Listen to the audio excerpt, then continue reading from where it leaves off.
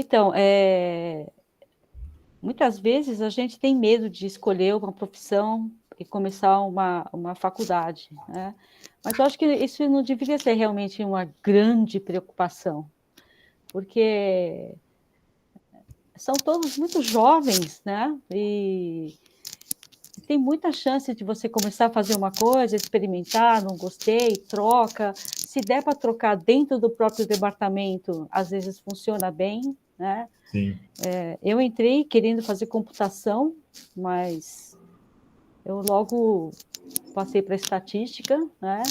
E assim, da mesma forma que eu mudei de computação para estatística, poderia ter pensado, não gostei de nenhum dos dois, quero ir para a história.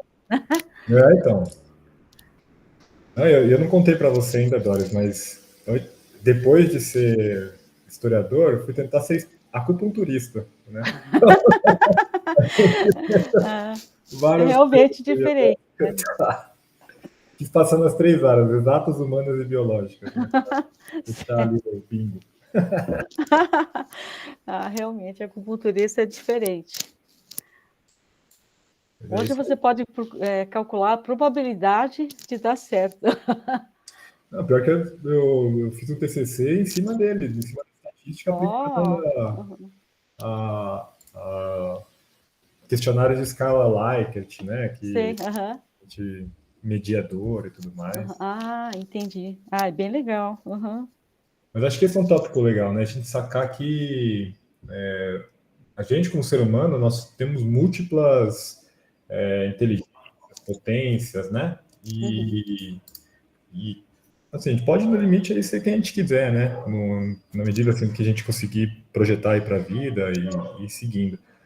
O importante é Com a gente certeza. estar sempre buscando aprender, né? Acho que essa mentalidade é que é a mais importante aí para a gente se manter sempre motivado, né? Se manter sempre opa, se manter sempre com um profissional integral, assim, né? Uhum, com certeza, mesmo porque para a nossa área da estatística, quanto mais conhecimento geral a gente tem, mais criativo você é para desenhar modelos, né? Exato, Então, às vezes, a pessoa é muito focada em matemática, gosta de matemática, adora matemática, e não sai muito da caixinha, na hora de criar um modelo para uma área completamente diferente, né? Aí pena um pouquinho. e tem essa parte e tem a parte de se comunicar, né? Que eu acho que é até uma dificuldade do pessoal que é muito de exatas, de se comunicar e explicar as coisas que ele fez, né? Uhum, Eu já tive muitos exemplos de colegas assim que eram muito crânio, né? Muito inteligentes, mas tinha uma dificuldade muito grande de como se conseguir comunicar o que eles encontraram de valor, né? Nas informações, nos dados que eles analisaram, né? é. Então, eu sempre falo isso, a gente tem que sempre buscar explorar, né, as múltiplas potencialidades que a gente tem, né? É verdade. Inclusive porque quando você tem um produto muito bom, que é um modelo estatístico para prever alguma coisa, e você não consegue passar isso para frente, a pessoa pode não implementar esse modelo na empresa e usar de fato, pelo simples fato de não ter entendido o que você quis dizer, Exato, né? Então, isso é uma pena enorme, porque você gastou tempo, energia, né, o seu cérebro, tudo que você aprendeu de estatística, e nadou e morreu ali na praia. Né? exato. Isso realmente é uma pena. Ó, já deu o quê? 16:05. Eu vou compartilhar minha tela aqui. Boa. Aí, pessoal, só para comentar aí com vocês, né, a gente está com o microfone aberto, né, para qualquer dúvida que vocês tiverem, podem levantar a mão, fiquem à vontade aí para fazer as colocações de vocês. Como eu conversei com a Doris, a gente vai fazer um bate-papo aqui, né, que é legal ter essa interatividade aí de vocês também, né? E aí, só para organizar, né, se vocês puderem ali colocar no chat ou levantar a mão aqui mesmo no Meet, a gente tem essa possibilidade que tem uma mãozinha aqui no Raise Hand, aqui no Google Meet. Aí vocês podem ficar à vontade aí para levantar a mão, que fica mais fácil aí de organizar depois das falas, beleza, pessoal? O Enzo testou o botão, eu não sei se ele estava querendo perguntar, mas fique à vontade aí para abrir o microfone, se quiser. Só testando, beleza. Deu certo o teste, então. Beleza. Então, eu preparei uns slides mais ou menos para a gente cobrir a nossa carreira, e eu comecei com essa página inicial que fala estatístico ou cientista de dados, que é a grande discussão do momento, né? Se estatístico é a mesma coisa que cientista de dados, se cientista de dados é a mesma coisa que estatístico, né? É de fato a profissão do momento, porque acho que se você procurar, entrar no LinkedIn, principalmente o LinkedIn, que se vocês não têm, vocês podem experimentar e ver como é que é essa plataforma. É uma plataforma onde você coloca seus dados pessoais e você se expõe para futuros contratantes, né? Então, as pessoas vão procurar você no LinkedIn, e também onde você pode compartilhar o seu conhecimento, né? Então, a minha sugestão é que, se vocês forem abrir uma conta no LinkedIn, se vocês ainda não tiverem, manterem uma conta bem positiva, né? Você vai fazer uma imagem boa de você, porque as pessoas vão olhar, e se você tem postagens estranhas, coisas que não são muito positivas, né? As pessoas podem colocar você numa lista de exceção, assim, de não querer falar com você. Então, no meu LinkedIn, quando eu procuro vagas, aparecem muito mais vagas com cientista de dados do que para estatístico. Mas, no fundo, para mim, pelo menos, pessoalmente, é a mesma profissão. Tá? Cientista de dados é uma espécie de estatístico repaginado, uma coisa mais moderna. Tá? Então, vamos aqui. Então, são duas profissões em alta, mas muito mesmo, assim, acho que o que mais tem vaga hoje em dia no mercado, com ótimos salários, é estatístico e cientista de dados. Tá?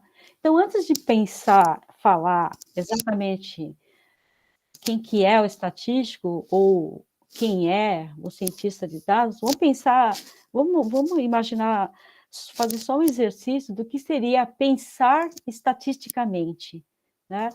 Eu acho que a gente faz isso toda hora, a todo instante. Você pensa estatisticamente a todo instante, sem se dar conta que você está fazendo estatística, né? Então, por exemplo, eu acordei e não sei que roupa eu vou vestir para ir para a escola. Será que eu vou levar uma capa de chuva? Eu coloco uma bota, eu coloco um moletom bem quente, eu coloco 2 blusas. Eu não sei o que eu estou fazendo, né? O que eu vou fazer? Eu olho, abro a janela e tem um sol maravilhoso, mas eu vejo a previsão do tempo no meu celular e está dizendo que vai chover. Poxa, vai fazer sol ou vai chover? São duas informações completamente diferentes. Mas, se a gente pensar um pouco, a gente percebe que as nuvens andam bem rapidinhos, né, no céu. Então, eu posso imaginar que, de fato, o que eu estou vendo, que esse céu azul, pode não ser mais tão azul daqui a 15 minutos. Então, a minha preferência é de confiar mais na previsão do tempo do que o sol que eu estou vendo pela minha janela. Então, eu vou levar, talvez, um guarda-chuva, vou levar uma capa de chuva, ou eu vou colocar alguma roupa que não seja, que não fique totalmente arruinada, caso eu leve um banho de chuva, né? Então, isso é um pensamento estatístico, né? Eu comparei duas informações que eu tenho, janela e previsão do tempo, decidi, botei o peso em cada uma, né? Se eu acho que vai ter sol, saio toda, né, de manga curta, não levo guarda-chuva e me ensopo inteira, é um risco que eu corro, né? Mas se eu levo um guarda-chuva, a menos daquele pezinho a mais que eu vou ter na mochila, não vai ser não vou ter grandes problemas, né? Então, como as duas informações são conflitantes e uma delas dá mais problema, eu talvez preferisse pensar da previsão do tempo que diz que vai chover. Então, isso é um pensamento estatístico. Analisei 2 dados, ponderei sobre o assunto e resolvi acreditar na previsão do tempo. Tá? Então, isso é um exemplo bem simples de como pensar estatisticamente. Analisa a informação, toma uma decisão. O outro exemplo aqui do lado. Eu quero comprar um carro novo. Tem tanto modelo de carro que o carro do meu sonho é realmente uma Ferrari vermelha. Será que eu tenho dinheiro para comprar uma Ferrari vermelha? E andar de Ferrari vermelha nessas ruas cheias de buraco e lombada em São Paulo? Será que dá certo? Né? Então, vamos fazer um monte de cálculo. Para que eu vou precisar do carro? Eu vou precisar do carro, vou precisar emprestar para minha mãe de vez em quando. Ela vai fazer feira, então vai precisar porta-malas. Vai ter um monte de gente usando o carro, compartilhando o carro, ninguém entende de mecânica, vou precisar de um carro robusto. Ninguém tem muito dinheiro, vou precisar de um carro barato. A gente tem muita bagagem quando vai viajar, vou precisar de uma porta-mala grande, vou precisar de um bagageiro enorme. Então, são várias informações que eu vou colocando ali numa planilha, né, na minha cabeça, e aí eu vou ponderar todas essas informações e vou comprar o melhor carro, onde eu botei a maior quantidade de xizinho, né? Isso aqui tá bom, positivo aqui. Aí eu vejo naquele cenário total e escolho o carro. Essa decisão é muito mais complexa do que decidir com que roupa eu vou. Né? Então, tem muito mais informações para analisar, que concessionária eu vou, que marca eu vou usar, né? Eu vou tentar um carro mais popular, vai ser um pouquinho mais robusto, é 1.0, 1.2, 1.6, né? Eu quero tipo picape, eu quero tipo sedã, eu quero, né? De que tipo de carro? Então, são tantas informações importantes que eu preciso analisar seriamente, porque o investimento é alto, e eu posso não gostar de ter gastado dinheiro inutilmente. Então, esse é um processo estatístico, um pensamento estatístico muito mais complexo do que o anterior, mas não deixa de ser um processo de escolha, um processo de tomar decisão a partir de muitas informações que eu coletei. Dificilmente alguém compra um carro jogando o dadinho, né? Então, esse é um pensamento estatístico um pouquinho mais sofisticado do que o anterior. Tá? Agora, vamos num próximo exemplo. Aqui, uma pessoa foi no médico. Doris, rapidinho, só rapidinho. É engraçado isso, né? Porque não sei se você já tem um tio, uma tia, que dá uma dor no joelho e ele fala, nossa, vai chover. Né? É verdade. Isso aí, né? Então, o que a estatística ela permite? Ela permite que a gente padronize a forma como a gente vai olhar essas informações, seja o movimento das nuvens, seja a umidade do ar, seja, enfim, a dor no joelho. A dor no joelho, sistematiza e torna a comunicação muito mais fácil para a gente conseguir ter uma forma que todo mundo vai olhar aquele dado e vai enxergar a mesma coisa, né? Porque é justamente isso que é um pouco difícil ali da gente fazer com esse problema do joelho. Por quê? Porque isso vem da experiência muito subjetiva das pessoas, né? Uhum. Então, a estatística, ela permite você ter ferramentas objetivas para conseguir avaliar uma situação e conseguir prever o que vai acontecer com ali um grau de incerteza. Exatamente, mesmo porque o joelho é só da sua tia, e ninguém mais tem acesso ao joelho dela, a não ser ela. Né? Se todo mundo tivesse esse fenômeno do joelho, a gente podia fazer uma estatística dos joelhos conversando com as pessoas. Né?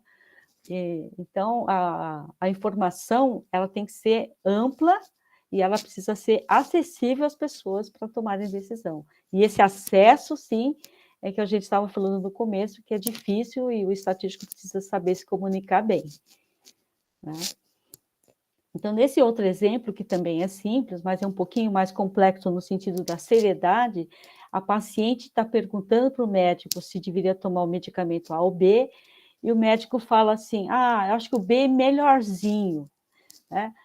Quem vai confiar no médico que diz que o medicamento é melhorzinho, né? Então, esse é um médico picareta, né?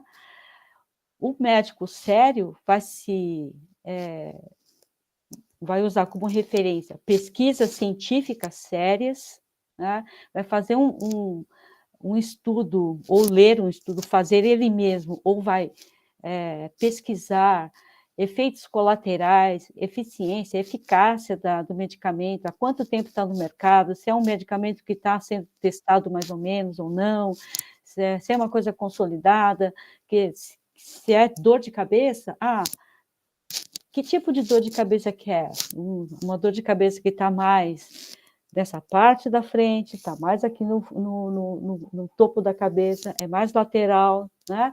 Tem muitos tipos de dores, né? E tudo isso o médico tem que saber com muita precisão, né? Para ele poder indicar com a maior certeza possível o medicamento para o paciente. Isso é super sério, e aí não é mais um pensamento estatístico simples. É um processo estatístico que ele, não só o médico vai depender de pesquisas muito bem realizadas para fazer um monte de comparação, como ele mesmo pode fazer a pesquisa, né? Se ele for um médico pesquisador, ele mesmo pode fazer uma pesquisa para decidir quais os medicamentos são mais apropriados para certas doenças, certas ocasiões. Acho que talvez o Andrew possa falar, porque ele já foi dessa área de medicina, né, de medicamentos.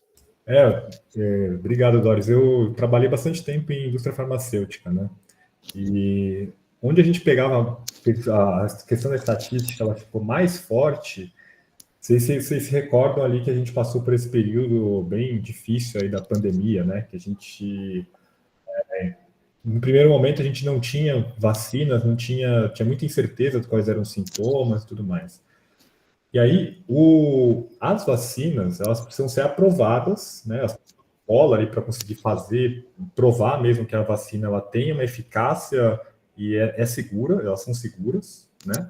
E esse processo ele demanda um trabalho muito intensivo do estatístico, seja para saber quantas pessoas eu tenho que testar a minha vacina para conseguir comprovar ali com grau de confiabilidade que aquela vacina é de fato efetiva, né? Seja para eu conseguir demonstrar ali que existe dentro de uma margem de confiança uma segurança dessa vacina também, né? E achei legal, né, que quando a gente teve esse negócio da vacina, né, o próprio Instituto Butantan, né, ele mostrava ali por puro raciocínio estatístico, como estatístico lá, chegou a dar coletiva de imprensa, né? Para mostrar por que a vacina da Covax ela era de fato segura e eficaz, pensando o padrão que a gente esperava desse medicamento, né? Então, esse momento ali da vacina ficou muito claro ali para a gente qual era a importância, de fato, do estatístico no campo da saúde, né? E isso serve para vários e vários medicamentos, né? Para a gente conseguir comprovar que um medicamento ele de fato é eficaz, eu consigo fazer vários lotes do medicamento de uma forma reprodutível, eu preciso de estatística. E é por isso que o estatístico ele fica no centro ali dessa validação científica, né? Exatamente, e é um processo permanente, porque o medicamento, todos os testes começam, ele passa por uma série de testes, vai para uma confirmação estatística, se não confirma estatisticamente, volta para a estaca zero, né? Então, esse é um processo permanente, e a atuação do estatístico é super importante, porque cada teste que se faz custa muito dinheiro, né? Então, toda a equipe tem que estar muito bem afiada, muito bem, todos os testes, os voluntários que vão tomar o medicamento e falar sobre as reações, todo mundo tem que estar em sintonia, com uma seriedade muito grande para que as coisas aconteçam da melhor forma possível, né? Você quer acrescentar alguma coisa? A Tamara também é estatística. Aqui nós temos um painel com 3 estatísticos, eu sou formada pela USP, a Tamara pela Unesp e o André pela Unicamp. Veja só, melhor coisa do mundo. Oi, boa tarde. Exatamente, esse olhar que a gente traz, né, é muito importante, porque além de ser técnico, ele traz uma credibilidade que a gente consegue ter uma ciência exata que não é exata, né, que é exatamente a nossa realidade. Então, a pontuação, eu acho que o principal diferencial da estatística é compreender, né, as questões e trazer uma variabilidade, que é o que traz o individualismo de cada situação. Então, essa visão que a gente tem por trás dos dados é muito importante que seja reforçada, né? Exatamente. Então, aqui, olha, isso aqui é a Classificação Brasileira de Ocupações, CBO, é uma coisa organizada pelo governo federal, né? E tem todas não, né? Mas quase todas as profissões que a gente conhece, elas estão classificadas de alguma forma nessa CBO. Os profissionais de estatística e afins, né, estavam até o final até o começo desse ano, estavam classificados dessa forma, que era o estatístico, amostristas, que eles chamam, tem o estatístico ligado à estatística aplicada, então era bioestatístico, demógrafo, econometrista, e o estatístico teórico.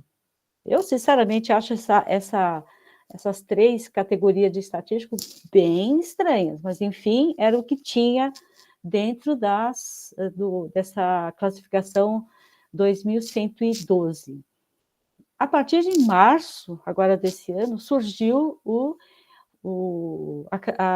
traço 20, que é o cientista de dados. E o cientista de dados ficou justamente debaixo do guarda-chuva de profissionais de estatística e afins, que é o que a gente disse no começo. Cientista de dados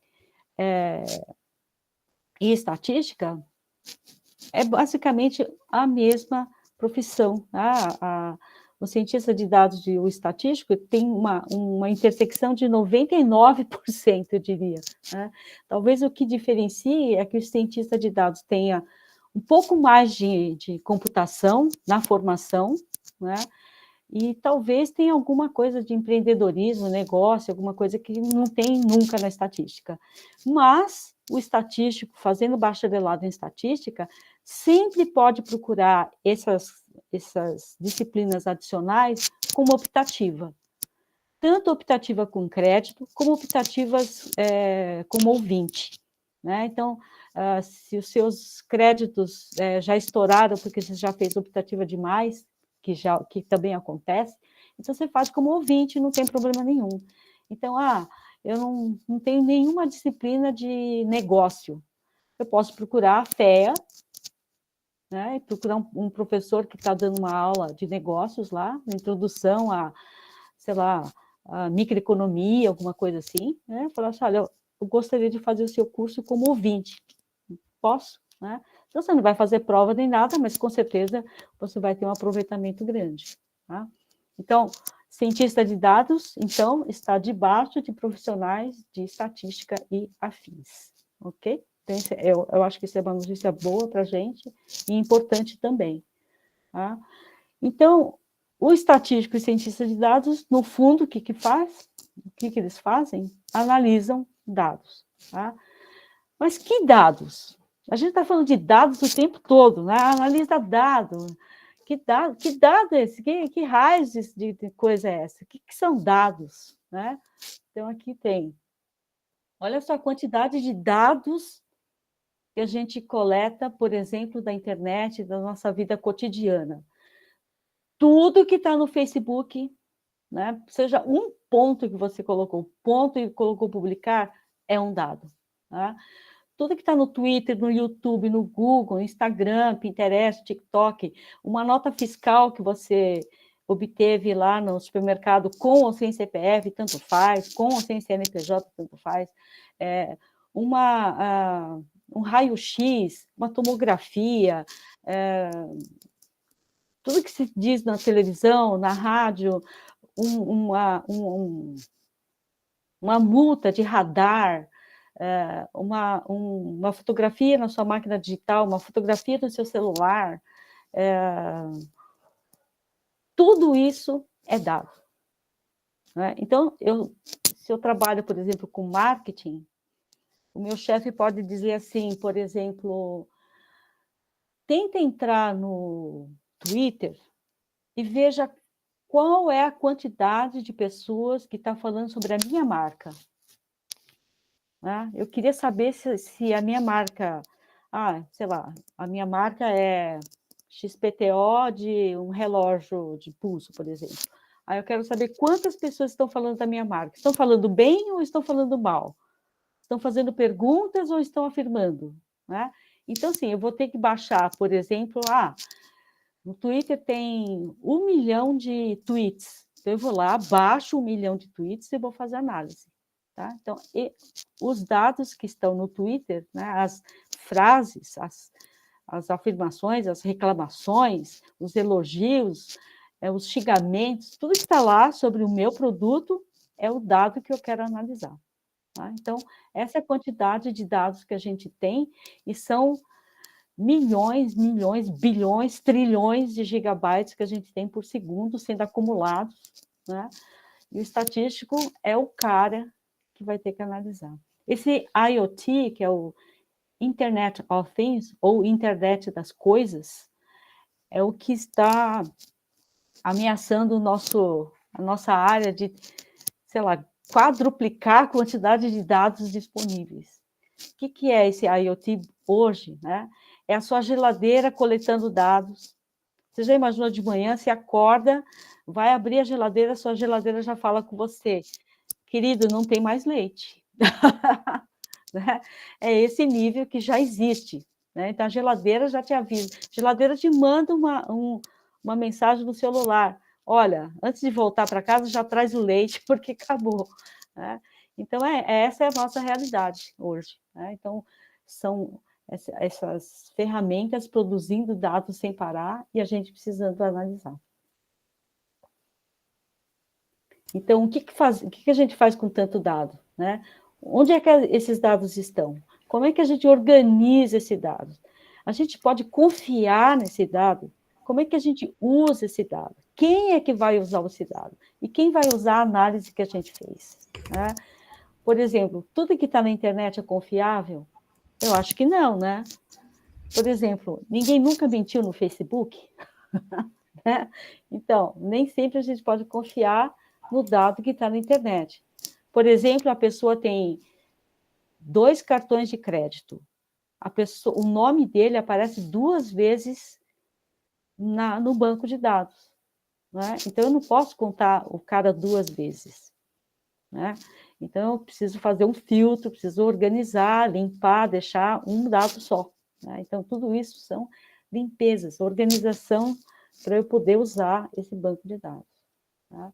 Então, para eu extrair qualquer tipo de informação, se o meu banco não estiver bom, eu não consigo extrair boas análises. Tá? Então, quem usa esses dados? Né? Todo mundo que precisa tomar uma decisão na vida usa dados. Tá? Então, quem precisa tomar uma decisão?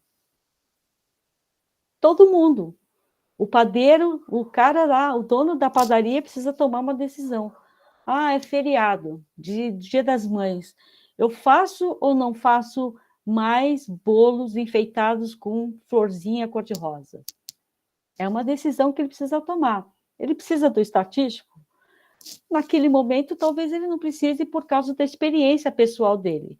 Mas se ele não tiver experiência, talvez o estatístico ajude. Né? Vamos analisar o que aconteceu na padaria ao lado, né, no Dia das Mães do ano passado. Quem sabe ele conta para a gente o que aconteceu. Então, esse dado vai ser analisado e fala, olha, é melhor você aumentar a sua produção em 10%. Então, ele vai fazer 10% de mais bolos, né, com florzinha cor-de-rosa em cima do bolo, porque vai atrair gente para o Dia das Mães. Então, desde de pessoas, empresas tão pequenas como uma padaria, pode até ser uma banca de jornal, até empresas muito grandes como bancos, hospitais, grandes indústrias químicas, todos eles precisam de estatísticos, analisando dados e fornecendo informações para que os gestores consigam tomar decisões para evitar fraude, para evitar perda de cliente, para trazer mais cliente, para deixar de perder funcionário, por exemplo, né? Para trazer funcionários bons, para fazer análise de currículo. Tudo isso são áreas dentro de todas as corporações e empresas, menor que seja, são áreas que usam o trabalho do estatístico. Alguém quer comentar, André? Boa, não, eu brinco que o dado é como se fosse uma laranja, né? E o trabalho estatístico é tirar o suco dessa laranja, né? Ou seja, a gente tem que separar o bagaço, que é aquilo que a gente não consegue aproveitar, e, de fato, produzir aquele suco, né? Então, na prática, o estatístico ele é responsável por transformar esse conjunto de dados desordenados, que não dizem nada para a gente, né? Esses trilhões aí de gigabytes que a Doris comentou, mas transformar isso em uma coisa que seja, de fato, simulação para as pessoas tomarem decisões ótimas, né? Tomarem as melhores decisões possíveis. O exemplo da Doris é maravilhoso ali. Você pensa na padaria, né? Se você pensar individualmente ali a doceria da pessoa que vende no Instagram, cara, talvez ela não tenha tanto essa necessidade de um algoritmo estatístico, qual que é o bolo que funciona melhor.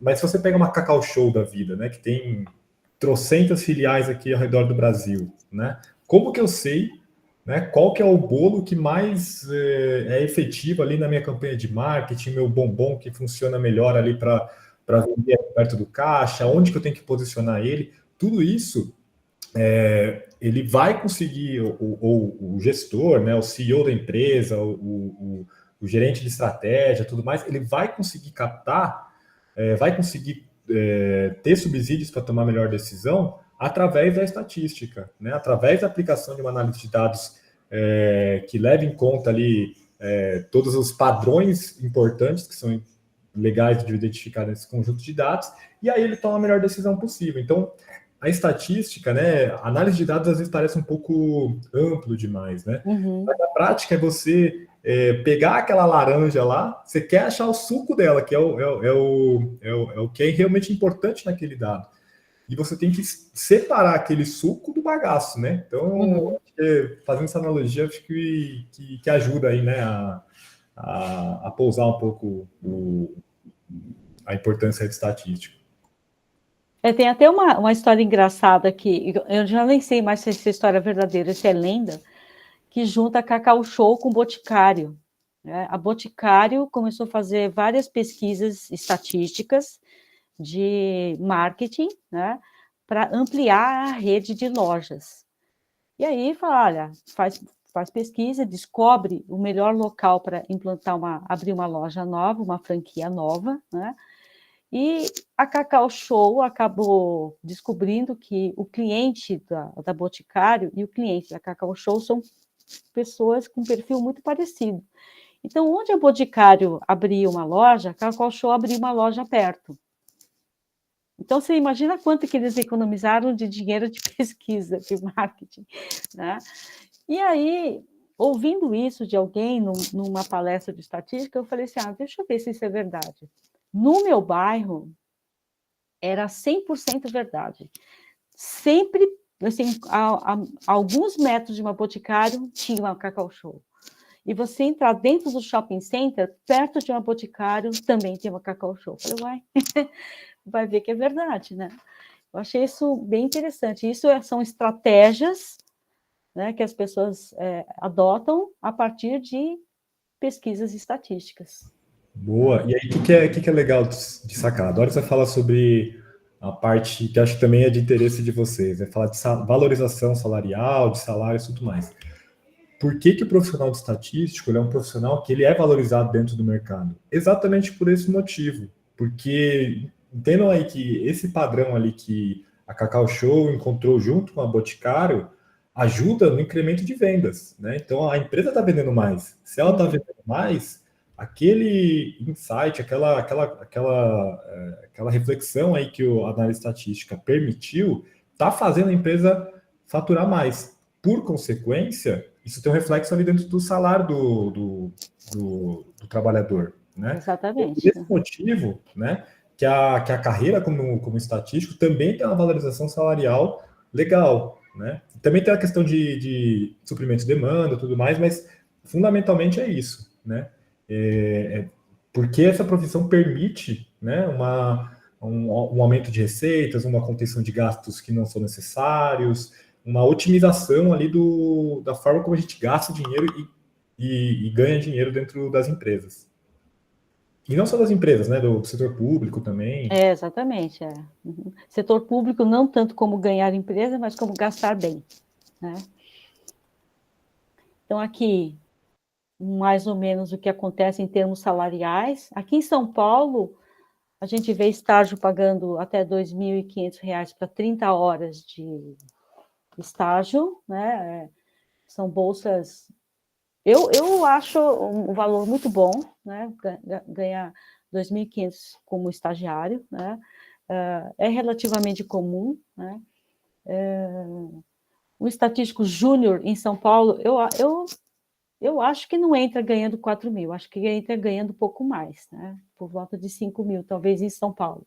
Mas fora de São Paulo é mais comum ver valores como 2,5, 3. Né? Mas aqui em São Paulo eu acho que uma média deve ser por volta de 5 mil para quem está começando a carreira, né? O estatístico pleno, aquele que já tem alguns anos de carreira, eu acho que a média aqui em São Paulo deve ser por volta de 9, 10 mil, né? Logicamente que quem está em posição de coordenação, de gerência, aí realmente depende muito da empresa que está contratando o estatístico. Tem empresa que vai pagar para um coordenador somente 10 mil, mas tem empresa que vai pagar 120 mil, 200 mil, né? Então, eu acho que realmente varia bastante de acordo com o porte da empresa.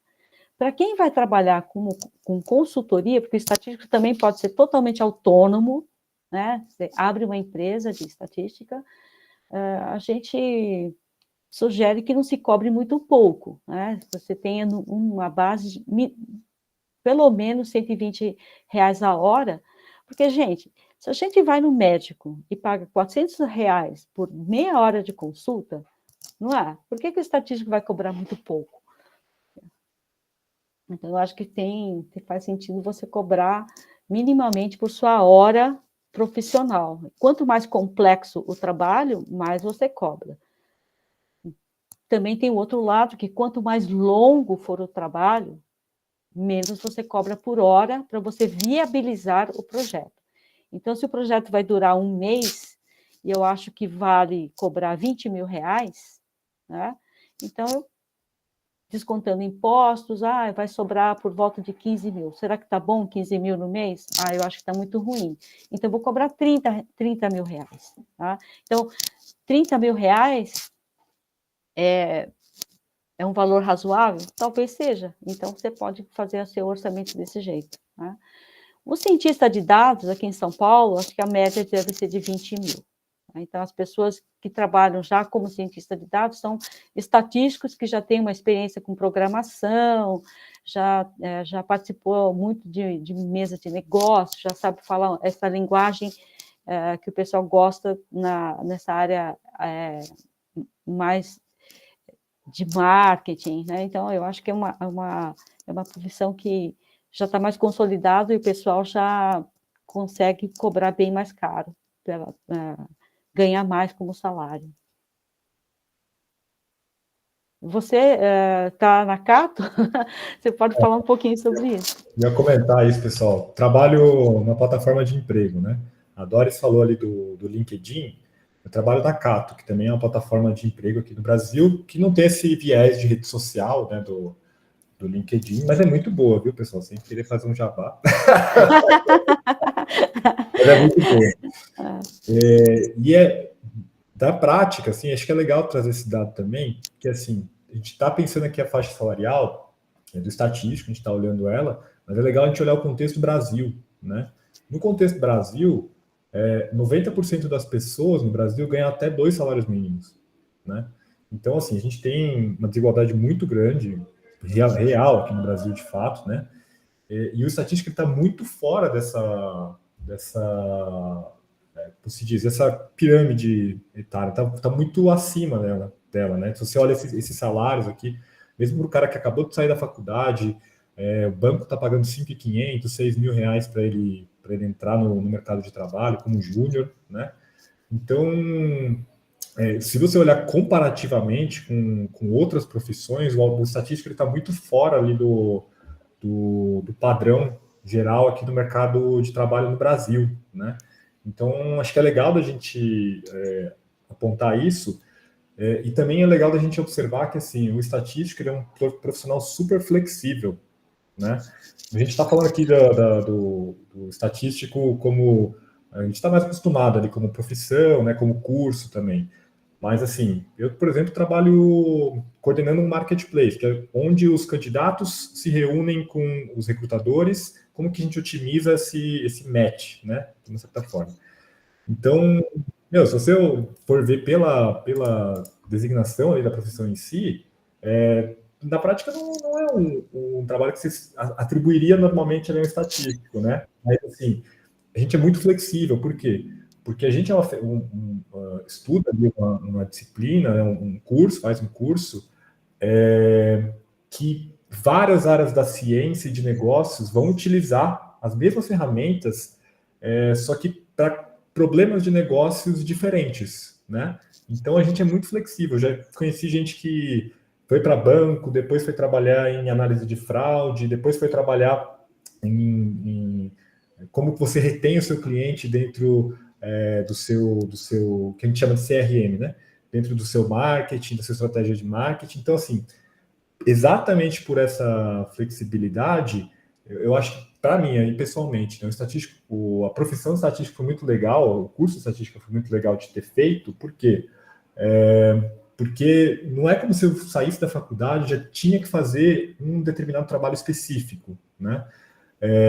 Não, eu tinha uma flexibilidade para olhar o mercado e falar, beleza, isso aqui acho que faz mais sentido, vou tentar isso aqui, depois eu posso tentar isso aqui, né? Então acho que é legal de apontar isso. Beleza. Eu também gosto muito dessa flexibilidade da estatística.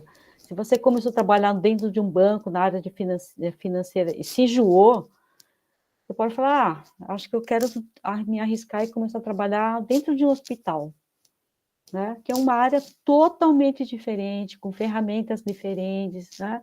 É uma outra forma de você enxergar a estatística, né? E isso é uma possibilidade que muitas vezes você não tem em outras profissões, né?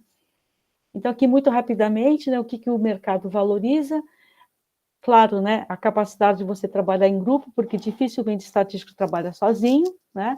E principalmente o estatístico precisa trabalhar com outros profissionais de outras áreas, né? Não só outros estatísticos, mas às vezes o estatístico é o único estatístico da empresa, mas ele vai ter que trabalhar muitas vezes com economista, com administrador, com contador, com profissionais de marketing, muitas vezes com advogado, né? Se a pessoa trabalha com jurimetria, por exemplo, né? Então, ter iniciativa é uma coisa super importante, principalmente se você é o estatístico único da empresa, você vai ter que dar muitas ideias, né? Ter muitas ideias, né? Usar toda a sua criatividade.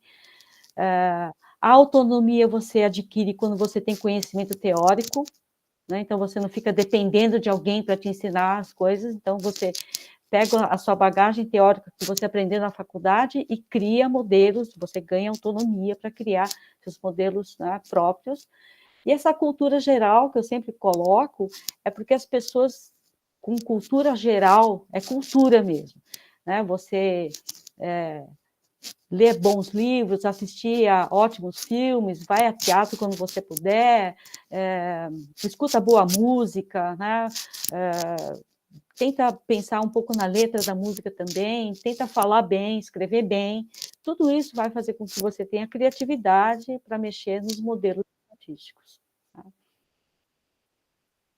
Isso aqui são as universidades que tem no Brasil. O Brasil tem mais ou menos 35 universidades que oferecem bacharelado em estatística, né? Tem mais universidades privadas, mas muitas vezes no formato de EAD, né, que é o ensino à distância, e eu não coloquei aqui, essas são universidades que têm aulas presenciais. Tá? Na USP, você tem 2 campus, um aqui em São Paulo, né, aqui no Butantã, e o outro em São Carlos, na cidade de São Carlos. Tá? Aqui em São Paulo, chama bacharelado em estatística. Em São Carlos, chama bacharelado em estatística e ciência de dados. Tá? É basicamente o mesmo curso, são 40 vagas em São Paulo aqui e 40 vagas em São Carlos. Tá? Quantos estatísticos será que se formam por ano no Brasil? Então, o André pode falar quantas vagas você tem mais ou menos para estatístico, que servem para estatístico só na Cato, e a gente vai pensar que em 2021 a gente formou só 490 estatísticos. Então, se você tem mais de 1.000 vagas, como é que fica? Né?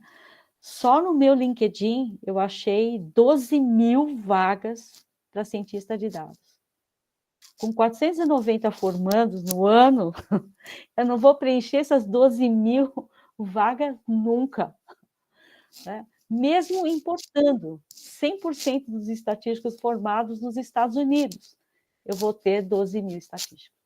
Porque nos Estados Unidos também formaram somente 5.242 profissionais. Então, a gente tem... Você vê, o mercado de estatística nos Estados Unidos é enorme, e convenhamos que por esse gráfico a gente consegue ver que o número de formandos do estatístico saiu do patamar de 500 para 5.000, enquanto que a gente saiu de 400, ficou em 400. Né? Então, é muito triste ver que a nossa capacidade de formar estatístico não está se alterando. Tá? Então, é por isso que vocês que estão assistindo a gente, é a nossa esperança de que todos vocês vão virar os grandes estatísticos bem-sucedidos e ricos aqui de São Paulo, certo? Essa é a esperança, Dori. Só fazendo um rápido comentário, assim, vou falar por experiência própria, né, pessoal? Às vezes a gente tem muito medo, né, de cursos de exatas, principalmente se são exatas mais puras ali, né, estatística, matemática, porque a gente acha que o curso vai ser muito difícil. Então, assim, a Doris não chegou a mostrar, mas assim, a gente tem 2.000 vagas por ano sendo anunciadas ali, quer dizer, anunciadas não, desculpa. Oferecidas. Oferecidas ali nos cursos de estatística, um pouco mais de 2.000 agora, né? E esses 490 são 25% ali desses 2.000, né? Mas a gente tem muita gente no curso que acaba entrando, mas não conhecendo tanto o curso em si. Agora as coisas estão mudando. Eu lembro assim, quando eu me formei com 3 pessoas, né? Então, numa sala de 70, com 3 pessoas comigo. Era muito pouca gente, né? Mas agora as coisas estão... O currículo está se modernizando bastante, né? Está muito mais aderente aí ao que o mercado pede, né? As pessoas que estão entrando lá já estão conhecendo um pouco melhor o curso, então regula melhor as expectativas das pessoas quando elas entram. Então esse número está crescendo e tende a crescer mais, né? Mas ainda assim o déficit a falta de profissionais, que eu tinha comentado com vocês anteriormente, faz com que os profissionais que se formam, os profissionais que conseguem a graduação, vão para o mercado, eles sejam muito valorizados, né? Então, embora seja um cenário desafiador ali, se você pensar o Brasil como um todo, profissionalmente, esse é um cenário que é favorável para a gente se desenvolver como profissão, né? Então, eu gosto de olhar esse copo também de uma forma meio cheia também, né? Olhando É verdade, Uhum. Para complementar, assim, o que vocês estão dizendo, essa dúvida deve surgir bastante aí na cabeça de vocês, né? Por que tem um cenário tão produtivo por que que tem essa possibilidade enorme de tantas vagas e mesmo assim poucas pessoas se formam. De fato, é uma profissão que exige paciência, resiliência e dedicação, mas se for pensar a longo prazo, que são 4 anos e meio, 5 anos, perto de uma vida inteira, né, porque a gente traz, a profissão como grande parte do nosso dia. Uhum. Então, se você consegue se manter firme e forte na melhor forma e olhando, o que importa, né, que é essa construção que a gente traz de vida, é muito importante. E ainda é a mesma coisa que, por exemplo, eu trabalhei como garçonete muito tempo da graduação, a gente tem que se virar. E aí depois que você tem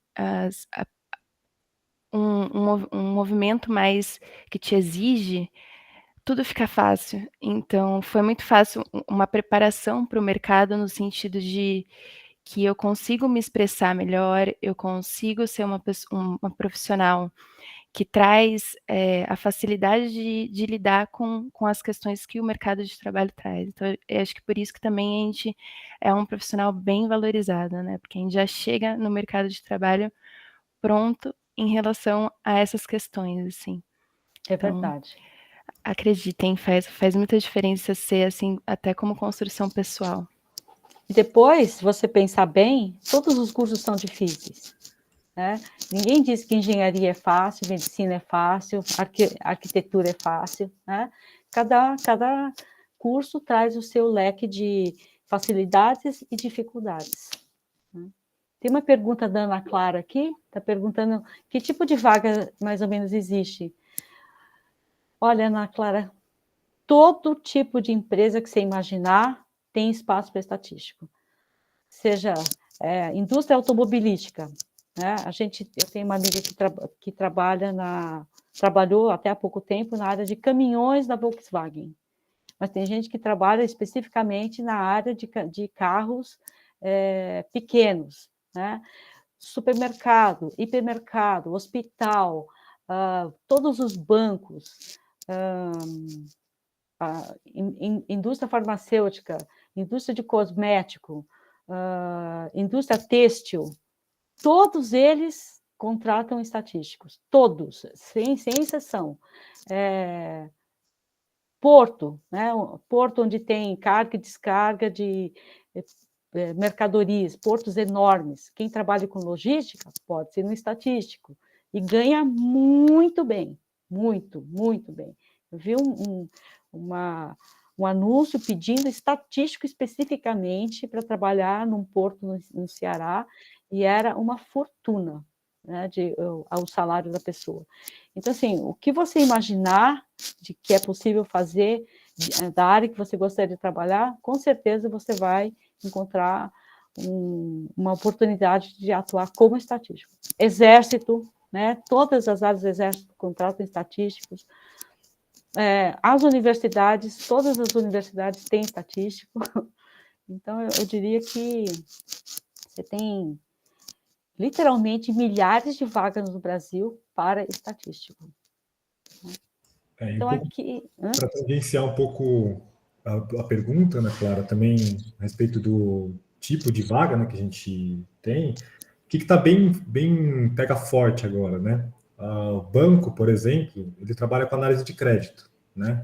Ou seja, tem um profissional por trás do banco que vai falar, ó, você tem que pagar tanto de juros por mês ali na sua dívida, no seu empréstimo, porque é o tanto de risco que o banco está disposto a tomar para te emprestar um dinheiro, né? Quem faz esses cálculos, então, ali dentro do banco, geralmente é um estatístico rodando ali modelos e tudo mais, né? Uhum. Na indústria, controle de qualidade, a gente trabalhava na indústria farmacêutica, a gente despachava um monte de lote de medicamento, né? Mas como é que eu consigo comprovar que esses lotes eles têm a mesma qualidade ao longo do ano? O estatístico vai fazer esse tipo de análise, né? Então, às vezes, assim, não está no nome, né, da vaga estatístico, mas todas as atribuições são de um estatístico, todo o conhecimento cobrado também são de um estatístico, né? E você perguntou se tem pós, tem vários programas de pós aqui no Brasil, né? E tem muita vaga lá fora, então, assim, gente que está buscando aí ter uma carreira internacional, aí a estatística também ajuda bastante aí abre bastante portas aí para vocês. É verdade. E, por incrível que pareça, o nosso bacharelado aqui equivale ao mestrado dos Estados Unidos. Então, você sai daqui com título de bacharel, mas você já cumpriu os créditos do mestrado de lá. Então, você já sai na frente. Se você tiver doutorado, melhor ainda, porque muitos cargos lá exigem o doutorado. Tá?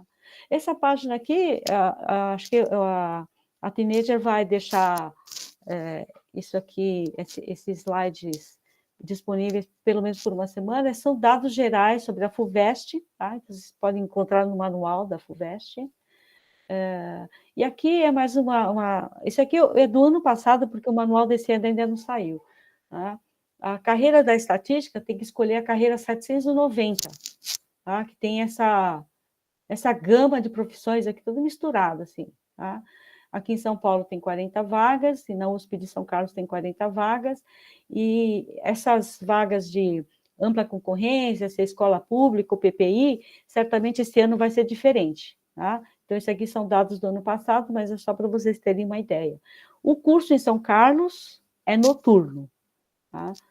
O curso aqui em São Paulo é diurno, você tem aula de manhã e você tem aula à tarde, se bobear tem à noite também. Tá? Eu fazia aos sábados também.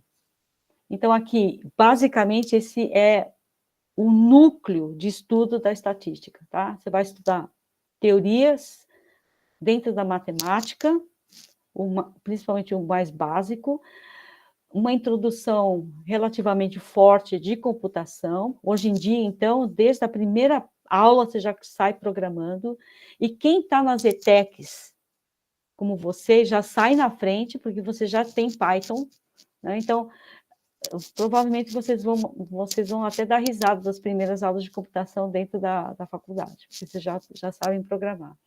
E estatística, logicamente. Tá? Então, isso aqui eu diria que é o núcleo da estatística. Tá? Aí, quem quiser, né, pode acrescentar outras disciplinas interessantes dentro das áreas que tem na USP. Tá? Então, também, desculpa rapidinho, Doris, que é interessante a gente observar também é que exatamente por a gente ter a maior parte dos nossos cursos, quase todos os cursos são promovidos ali em universidades públicas, também existe uma estrutura de buscar reter alunos com uma condição socioeconômica mais favorecida. Aqui na Unicamp, por exemplo, a gente tem uma moradia bem grande, que o pessoal pode morar lá, não paga aluguel, não paga contas, você consegue uma bolsa ali trabalhando 15 horas por semana, ganhando meio salário mínimo. Então, assim, tem uma estrutura, que eu sei que às vezes é meio amedrontador, você pensa, desculpa, não posso falar a palavra. Você vai para outra cidade, não conhece ninguém, tem que trabalhar. Não, essas universidades, a maior parte delas, elas têm uma estrutura para buscar justamente reter alunos que têm uma condição socioeconômica mais favorecida. Então, eu acho que é legal de apontar para vocês que vocês vão estar realmente desamparados, né? E aí vale para todos os cursos, né? Não só para estatística.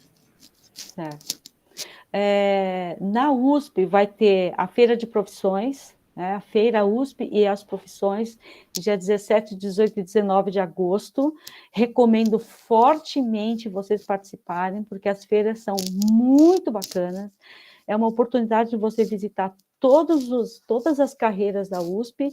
Vai ser na Praça do Relógio, uns toldos, umas coisas gigantes assim, e provavelmente eu vou estar lá ajudando o stand do IME com a estatística. Então, levando algumas brincadeiras de estatística, para vocês conhecerem mais o que é a nossa carreira. Tá?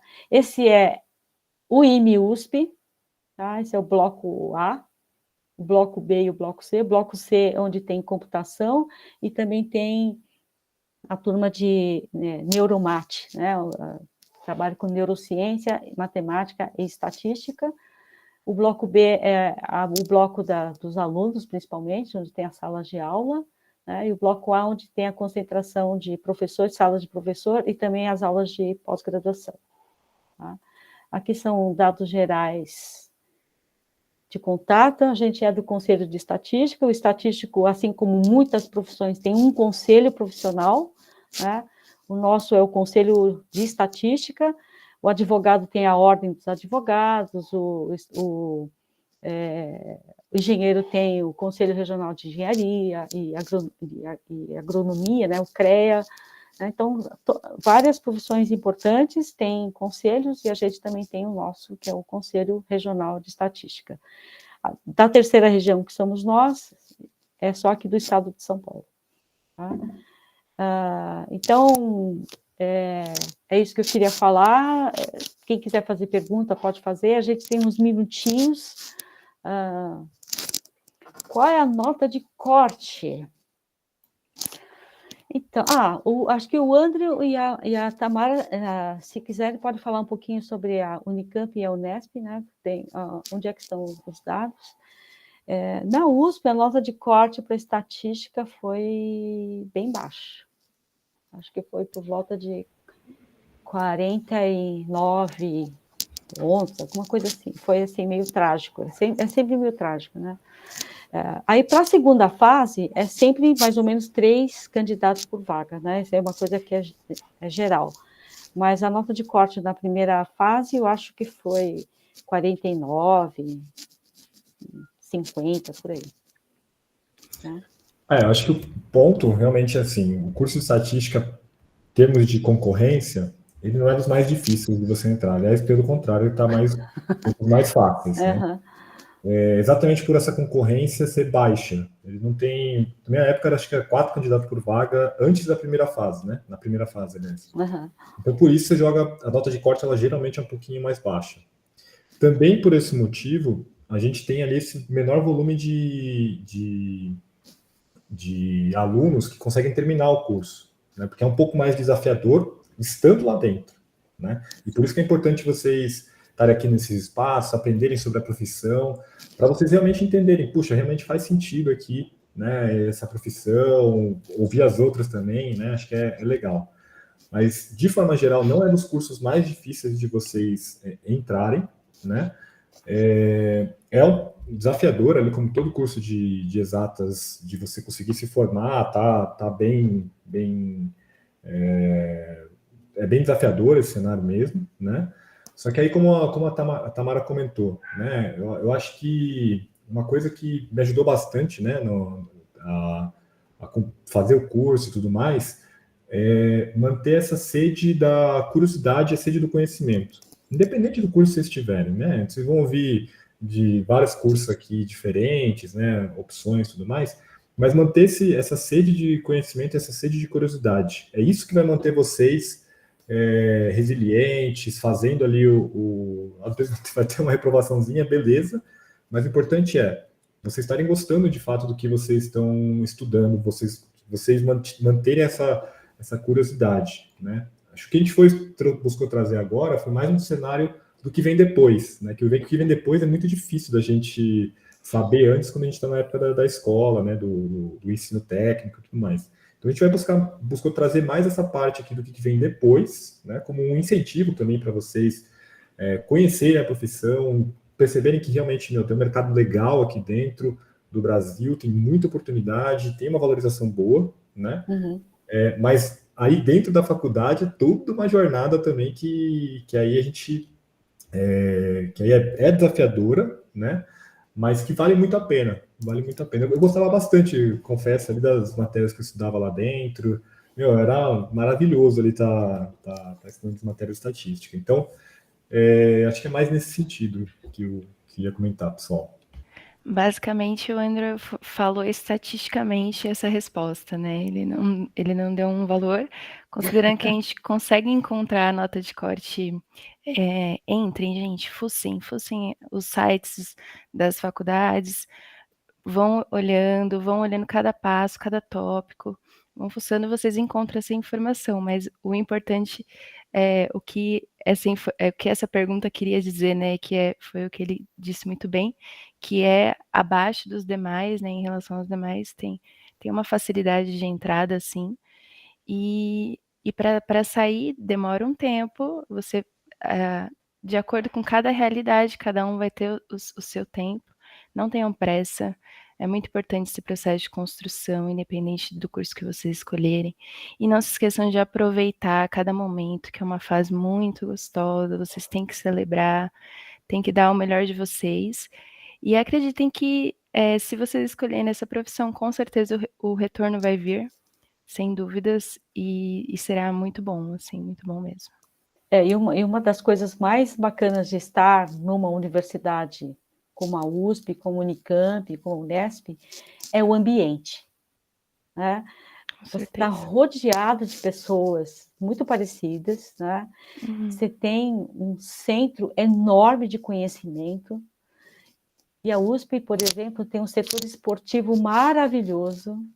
Pode nadar, você pode jogar futebol, você pode jogar tênis, pode jogar ping-pong, pode jogar vôlei, o que vocês quiserem, gratuitamente, né? E essa é uma possibilidade que pouca gente tem, né? Então, ao entrar numa universidade como a USP, aproveitar ao máximo todos os espaços que a universidade oferece. Tem teatro? Vá. Tem concerto de música clássica? Vá. Tem concerto de samba? Vá. Tem grupos de samba tocando? Tente participar. Sabe? Tudo que é divertido também tem que participar, porque eu acho que é assim que você se desestressa, né? E no caso de desespero total, está lá o departamento de psicologia fazendo atendimento ao público, ao aluno desesperado. Com certeza. Bom, gente, alguém quer fazer alguma pergunta, quer botar no chat, levantar a mãozinha, abrir o microfone, falar alguma coisa? Fiquem à vontade. A gente vai terminar em alguns minutinhos. Já é possível enviar? Sim, pode enviar a pergunta aqui no chat. Pode entrar no chat e enviar perguntas. Ou se quiser abrir o microfone, fica à vontade também. Pode abrir o microfone e fazer pergunta também.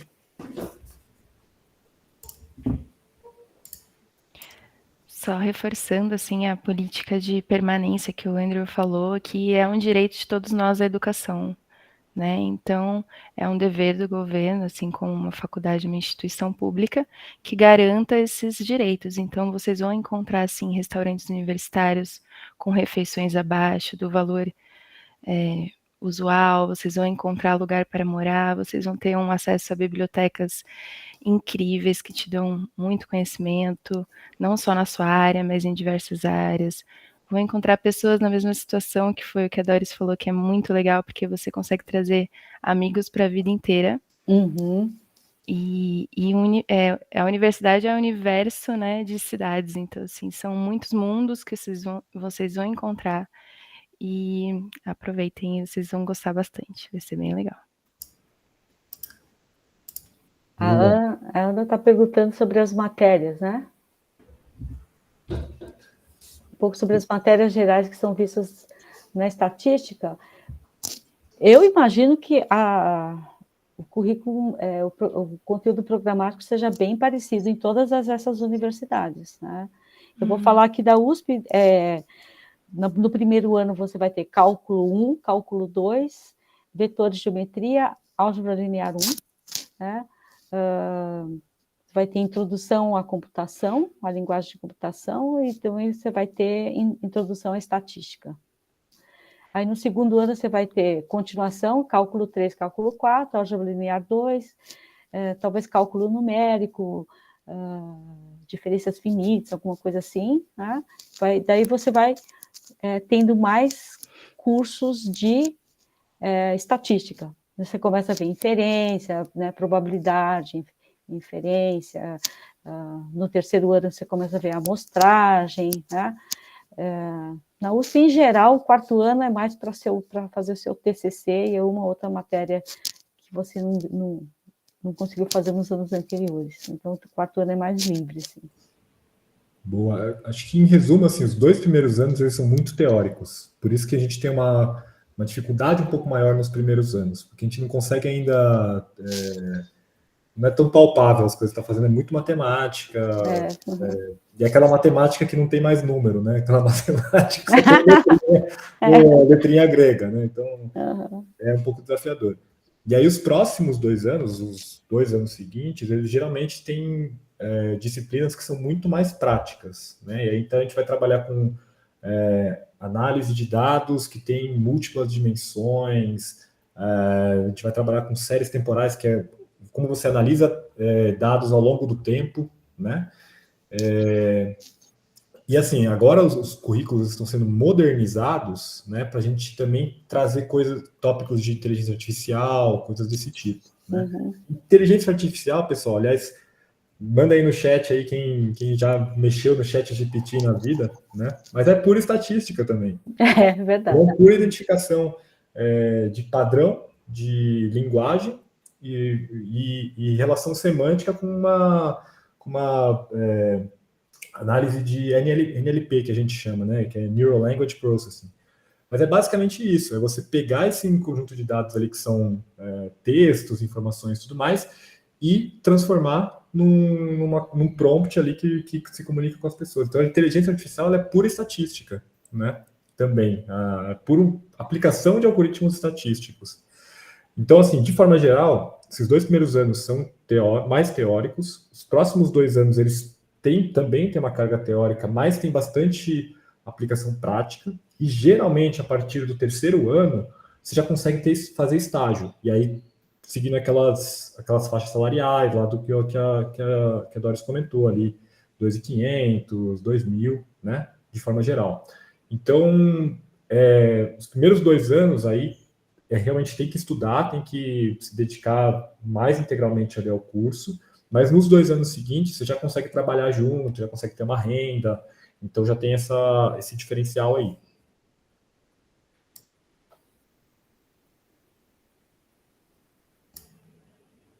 Tem um aplicativo muito legal que era usado didaticamente, que usava das estatísticas também. Se chama Replit, se eu não me engano. Eu não conheço. Eu vou até curioso. Fiquei curiosa também. Vamos procurar, vou até anotar aqui. Bom, gente, eu acho que a gente tem que encerrar, né? O papo está super gostoso, até iria mais, né? Mas eu acho que quem quiser fazer alguma pergunta mais específica, vocês podem mandar aqui.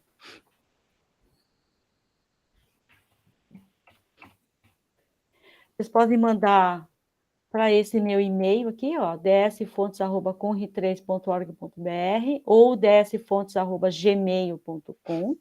Vocês podem mandar perguntas para mim, tá? Eu tento responder todo mundo, tá ok? Bom, agradeço muito a presença de vocês aqui nessa sala, agradeço a ajuda preciosa do André e da Tamara. Eu queria que a gente conseguisse conversar mais vezes nesse formato, né? Eu acho que é um projeto que a gente pode até tentar desenvolver lá no Conre. O que vocês acham? Né? Da gente promover esse tipo de chats assim, abertos, né? A gente vai comentando e vai falando um pouquinho sobre a nossa carreira. Tá? Muito obrigada, gente. Muito boa sorte aí no processo. Tenho certeza que vai ser muito legal. Não esqueçam de comemorar, gente, porque eu sei que o vestibular traz uma pressão muito grande, então dediquem-se sim, mas depois comemorem, porque vocês vão estar acima, à frente, né, de muita gente. Então, obrigada Isabelle aí também. Obrigada, Doris, obrigada, Andrew. É sempre bom estar com vocês. Muito bom. Valeu, galera. Não se esqueça de ativar o sininho, se inscreva no meu canal, brincadeira. É legal aí estar com vocês, estatística. Eu sou suspeito para falar, eu adoro a profissão. Eu acho que tem muito futuro aqui, a gente pode ter uma estatística cada vez mais forte aqui no Brasil, crescendo cada vez mais, né?